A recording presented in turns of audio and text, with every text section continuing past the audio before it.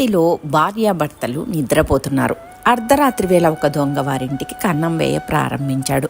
ఆ చప్పుడు విన్న భార్య భర్తను లేపి, "ఏమండి, దొంగ కాబోలు గోడకు కన్నం తవ్వుతున్నాడు" అన్నది.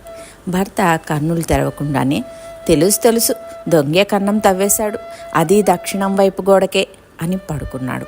మరికొంతసేపటికి దొంగ బిందెలను పాత్రలను ఒకచోట చేర్చాడు. భార్య మళ్ళీ, ఏమండి లేవండి, పాత్రల చప్పుడు అవుతుంది, వాడు అన్నింటినీ మూట కట్టుకుంటున్నాడండి" అన్నది. వెంటనే, తెలుసు మూట కట్టుకోవడం ఏమిటి, గోడ వద్దకు వెళ్ళాడు అన్నాడు భర్త అటు తిరిగి పడుకుంటూ. మరికొంతసేపటికి, "గోడ దాటినట్లుంది, లేవండి" అన్నది. తెలుసు గోడ దాటడం ఏమిటి, ఈ పాటికి చాలా దూరం వెళ్ళి ఉంటాడు అన్నాడు భర్త. భార్యకు చాలా కోపం వచ్చింది. అన్నీ తెలుసు